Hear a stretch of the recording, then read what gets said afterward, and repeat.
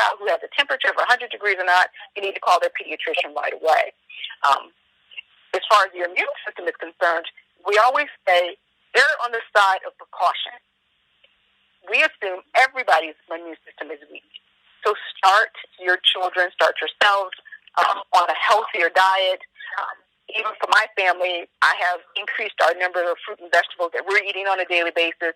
I'm introducing all types of new vegetables, even to my husband and kids who don't want to eat them. And the way I've done that is by adding to smoothies, which is another viable option for how to get those vegetables and those fruits into your kids. So err on the side of thinking that the immune systems are weak. More than likely, if it's coronavirus or any type of viral infection, it usually is associated with a fever.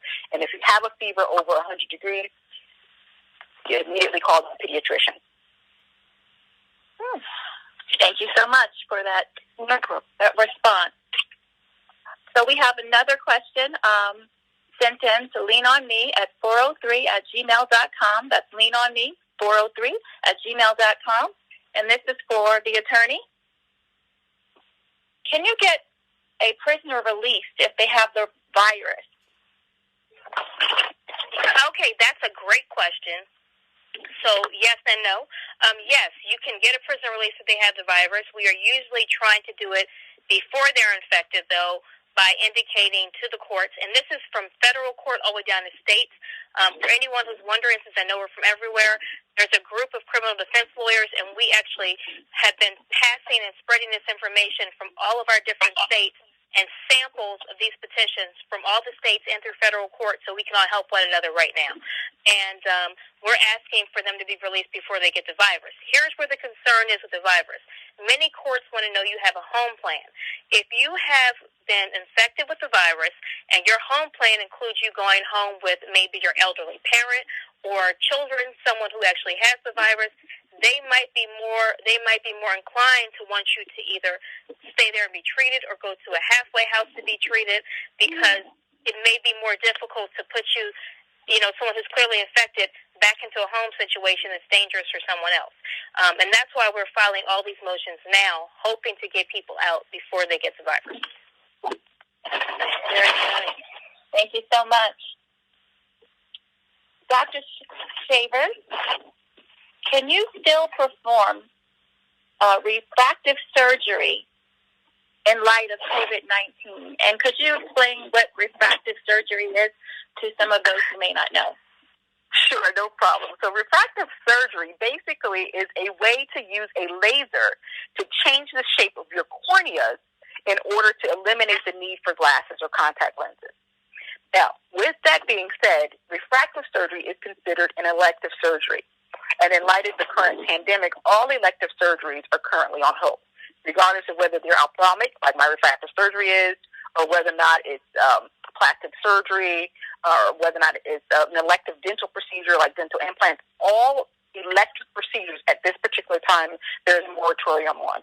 We're not doing any elective procedures in light of the coronavirus until the pandemic lifts.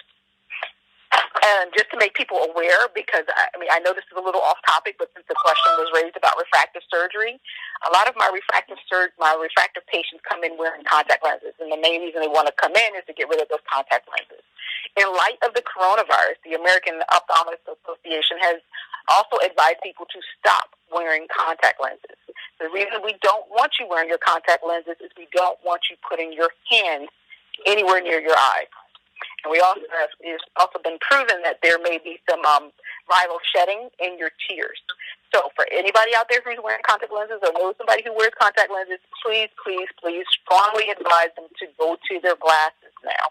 It also protects you from people coughing or sneezing around you as well. So no contact lens wear, and no, we're not doing any refractive surgery at the moment. Okay. Thank you so much. Here's another question for you, Doctor. Is there a way to prepare food to minimize transmission of coronavirus? Typically, you want to heat food. Now, I mentioned a lot of fruits and vegetables. You bring your fruits and vegetables in from the grocery stores. If you don't have a large garden in the back, wash your fruits and vegetables just like you would wash your hands. You want to use dish soap and water to clean the surfaces of those fruits and vegetables. If you're buying canned, which I hate canned vegetables and canned fruit because of the sodium, but if you are buying canned goods, again, wash that. I prefer, if you can't get fresh fruits or vegetables from your local grocery stores, to get frozen fruits and vegetables. And again, you want to wash those containers. Spray them down with Lysol. The current recommendation after you've been to a grocery store, you bring those plastic bags into your house. You have one designated area where you're going to unpack your groceries. You put your grocery bag down on that surface. You take everything out, clean it with a Clorox wipe or clean it with soap and water. Let it sit for at least 2 hours if you can. If it's a non-perishable item and you can have it sit out, let it sit out. Then you take that bag, you throw it away, and you disinfect that surface that you actually put that bag down on. You can use soap and water, Clorox, Lysol, anything to clean that surface, but always use that same area to unpack your groceries in. Thank you so much. No problem. We have a question for the attorney. When returning to work, is there any guidance on what employers can or cannot do to ensure the health and safety of their workplace? For example, can an employer take your temperature? Okay, so that's an interesting thing. And we have been debating as attorneys because some people say, that's impermissible. You don't have the right to, require these things of employees. And other people say, why am I going to fight over rights when I'm fighting for my life? Like, what's more important? We're going to have a number of lawsuits and issues that come up when we go back to work. One of them is going to be, can you maintain social distancing in your offices? Why do I say that? That's because most governors, with the exception of a few fools, are already saying that we're doing a rolling way that we allow things to open. So, for instance, in Pennsylvania, we have a red, yellow, and green code. If you're in the yellow still, when we call yellow, you're able to open some things, but not until we get to green does everything open. Other states are saying we're going to allow you to open small businesses, but not larger places. Some still say we're maintaining social distance. So most employers, especially considering that the majority of people in America are employed by small employers, most employers are going to be afraid of being sued. So the best way for them to do that is to have heightened cleaning, to maintain that 6 foot social distancing, and for some that may mean taking temperatures. That's going to actually be more likely at places where you're going to have maximum exposure, where you have access to the public, as opposed to being in an office building where maybe no one's coming in. So I think what happens is this: we always look at this as, kind of what are our two competing rights. I have the right to privacy, competing with, everyone else's right to live. If I'm going to take this case to court, I'm going to err on the side of caution and say, let them take the temperature. 2 years from now, the answer may be different. But in the next few months, when we're first opening up, I think the courts are going to say taking the temperature is a reasonable measure to ensure safety. Now, the problem is this: if they put you off work and say we're not going to pay you because your temperature is too high, that's where they're going to have a problem. If they're going to do that, they might want to just say, we're going to give you, some time, some paid leave or work from home until your temperature gets back under a certain level. Thank you so much. And we'll just ask those that are speaking to please mute your phones. Thank you very much. Okay, this question is from Kim from Lean On Me 403@gmail.com. It's for the doctor. She says, I'm getting enough sleep, but how important is managing stress? It's a stressful situation. I'm trying to keep my immune system strong. That's actually these are some great questions. That's another very good question. As most people are aware, high stress levels do cause decreased immunity. It affects your immune system negatively. The way that happens is when you're under extreme amounts of stress, it causes your brain to release a chemical called cortisol. That cortisol then affects your GI system, and the majority of our immune system is built up in our GI system. So managing stress is extremely important in a time like this, especially when we don't know what's going to happen. So some of the ways I tell my patients to manage stress is, one, turn off the TV. Keep that TV on, maybe a gospel station, keep it on comedy. Only expose yourself to the news for about an hour to an hour and a half a day. The reason for that, one, is it's going to be extremely repetitive. You're going to hear the same bad news over and over again. They're going to keep repeating the number of cases, the number of deaths in your area. They're going to keep showing you the stories of people who are dying alone. We all know that's happening. You do not need to see that on a daily basis. All that's going to do is increase your anxiety.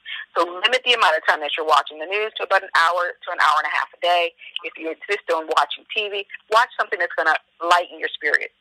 The other thing you can do to try to minimize anxiety in this time is try to learn how to use some of these new apps and FaceTime features and video features so that you can keep in contact with your loved ones and with your friends.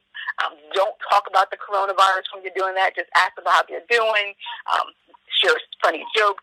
One of the things I've been doing with a lot of my sorority sisters and my family is we've been passing jokes back and forth to each other just to try to get a laugh, to try to minimize some of this anxiety. Prayer is always a great thing. Turn to your Bibles.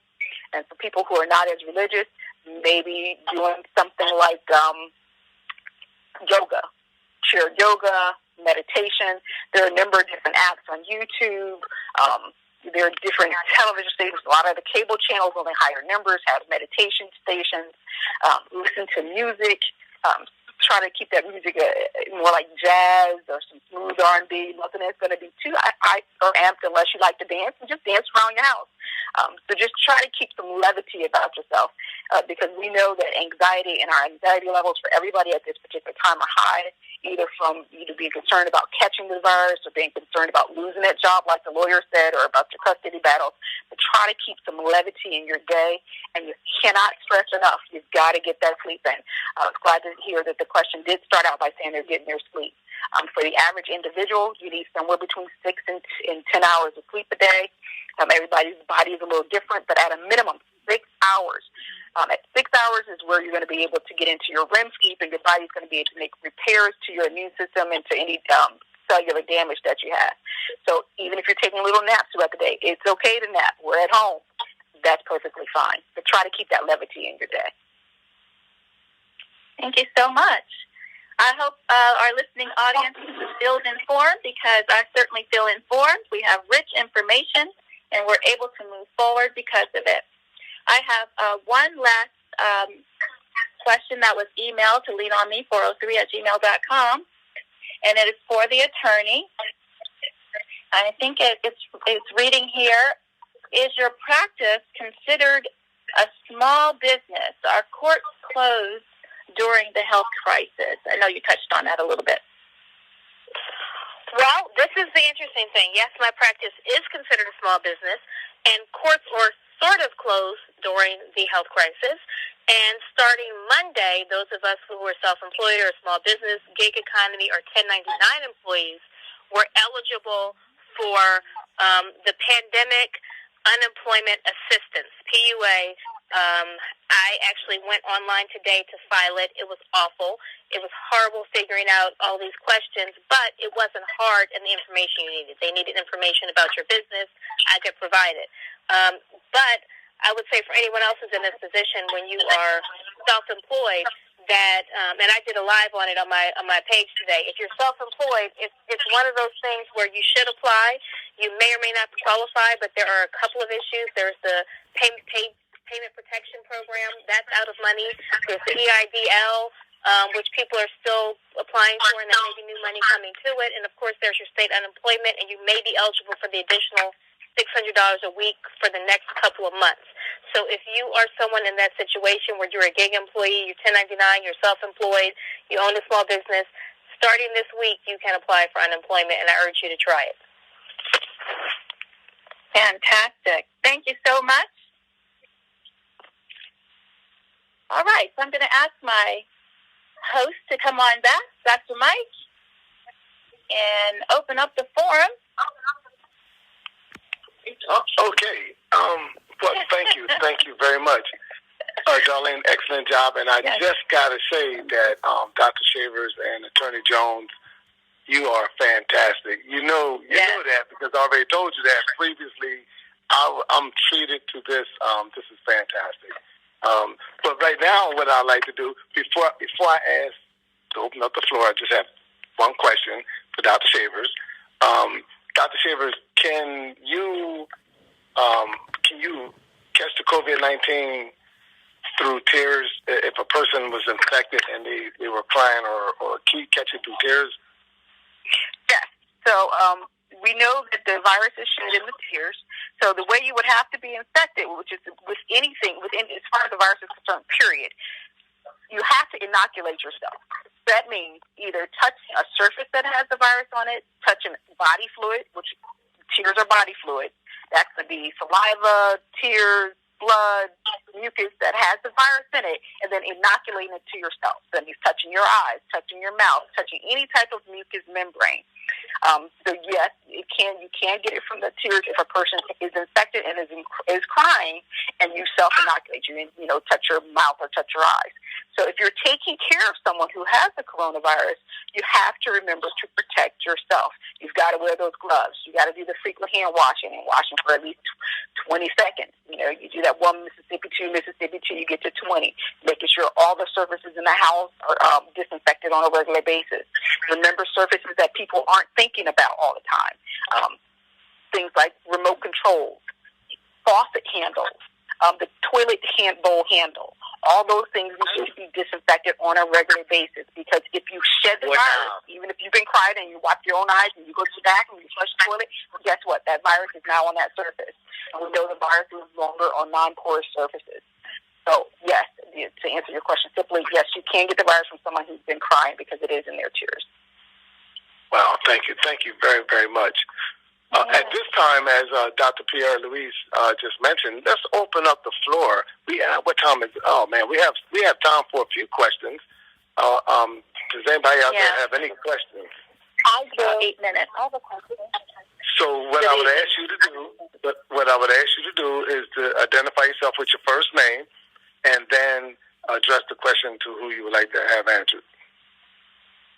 Good evening. My name is Yvette. Hello, Yvette. How are you? Hello, everyone. I wanted to first say that this is a very good discussion. Good evening, everyone. I wanted to first say that this is a very good discussion, very informative. My question is, I believe it was Ms. Jones. I do believe, if I heard correctly, you were stating, you stated about a second wave of COVID in the wintertime. Would you be able to elaborate a little bit more on that? Are you stating that it's a possibility that we may have another second wave of COVID in the wintertime? Yes, this is Jacquie. So basically, the way the news has been presenting it is that with a virus like this and there not being a vaccine, they expect there will be a second wave. They think there are two possibilities. One, that if we open up too quickly, we'll have another quick resurgence. And the other is in the wintertime, when we're also dealing with the flu, we may have another wave. Now, the reason I'm saying that, because practically speaking, as we deal with the legal issues surrounding it, if we start things, going a certain way, and we don't consider that we have to do this for the long haul, what ends up happening is we put things in place for a very short period of time. As lawyers and judges and legislators, we're so short-sighted. We do it for a little bit, and we say, okay, it's over, and everyone goes back to normal. And when problem resurfaces, we don't have anything in place. Like, for instance, a lot of people have set up remote online notarization, so we can notarize things remotely, electronically, so that we can get all these things done when people are socially distancing. When Pennsylvania did it, they did it for 2 months after after our crisis was ended. So after the state of emergency is over, it lasts for 2 more months. Well, the problem is the state of emergency is scheduled to be over in May 8th, and we're supposed to be going slightly back into normal life, little bit by little bit. And then if this second wave that they're talking about comes in the winter, now we have to start all that over again. So what I'm just encouraging people to do is right now plan for the future, so that if something does happen again, they don't have to be in a panic all over again trying to figure this out. So I would try to create documents for people that last for their lifetime, or until there's a major change, so that nobody is thinking, I'm just going to do this real quick, and then everything's going to be better in a couple of months. So that's all I'm encouraging, is that be prepared for the long run. And remember, lawyers are always giving you the worst-case scenario. Our job is to say, well, what if the iceberg does hit the cruise ship and you all have to, go like the Titanic? That's the stuff lawyers do. It doesn't always happen in our worst case. We just tell you to be prepared. And if you don't mind me just adding a little bit to that, this is Dr. Shavers. If you don't mind me just adding a little bit to that, the reason they're thinking that there may be a second wave of the coronavirus in the wintertime is most viruses are more active in cold seasons. So if this virus does not completely go away, and, keep in mind, coronavirus is not a new virus. Most people are thinking that this is a new virus. It's not a new virus. It's an old virus that has been changed, it's been altered. Now, we don't know if it's been altered by nature itself, because viruses do change themselves in nature. Viruses are extremely hardy organisms.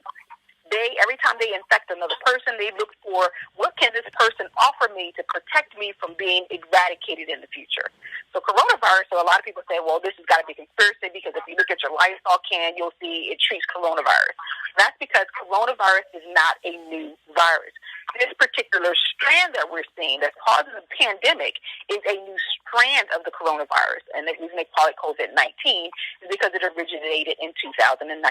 Not because this is the 19th iteration of the virus, but because that was the year that this particular virus became a new strand. This new strain is what we call in medicine extremely virulent. That means that when it infects somebody, the way a virus works inside the body is once you get an infection, the virus moves into your cell, replicates itself, causes that cell to burst open, attack more cells, replicates itself again, and it causes those cells to burst open. This virus does it at a very fast rate, which means it's extremely what we call virulent. You get a lot of virus all at once, which overwhelms the person's system and would put you in the hospital.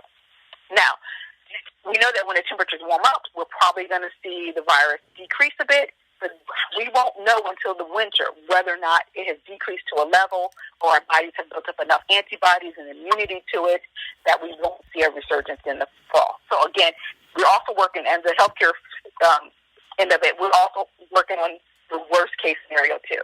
We're saying for people to be prepared.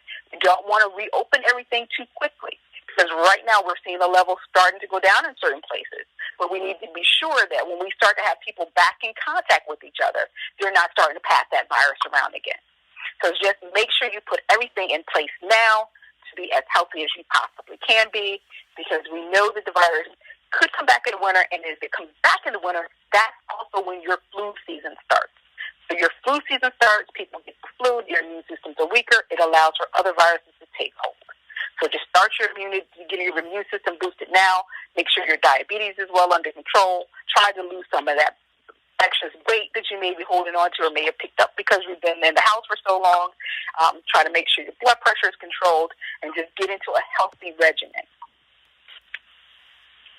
Thank you, Dr. Shavers. Thank you very much. Great question, and thank you also, Jacquie. Do we have another question on the floor? I'm sure there's another question out there.